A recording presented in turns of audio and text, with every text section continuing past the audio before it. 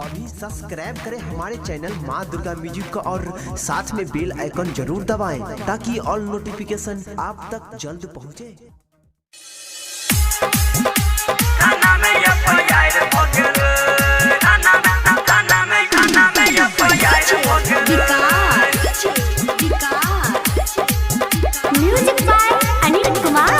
सब छौरी नाचै छै रे भैया डीजे पर कमर हिला के बंसी वाला गाना बजल कोई लेबू बोरा बिछा के अनिल यादव के गाना बजल कोई 3 बजे भोर हरिया आबि कटी पूजल के छौरा धर्मेंद्र निर्मलिया की छौरा समय मार भ गेल थाना में एफआईआर भ गेल की छौरा समय मार भ गेल थाना में एफआईआर भ गेल।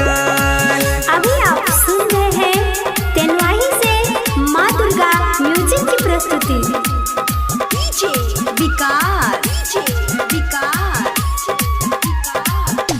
थाना में एफआईआर भ गेल थाना में एफआईआर भ गेल। यूपी बिहार में छा गेलै धर्मेंद्र निर्मलिया जे हो बचल ओकरो में छोड़तै छौरा कृष्ण कन्हैया।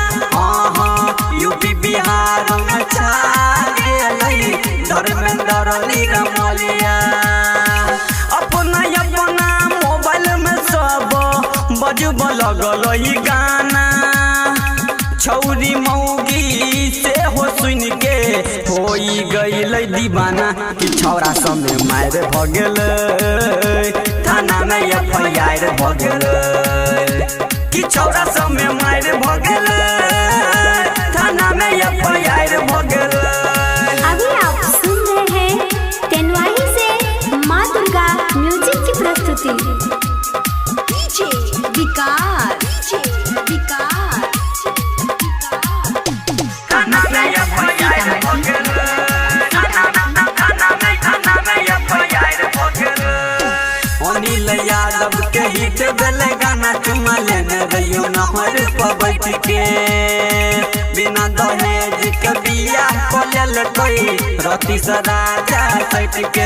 हाँ अनिल यादव के हिट भेल गाना चुमा लेने रहियो नहर पर बैठ के लहंगा में देखल कोना छौरी के भतरा फिल्म इहे टेंशन से कीन लेल कोई अनिल धनकुट्टी के मशीन की छौरा समय मार भ गेल थाना में एफआईआर भ गेल।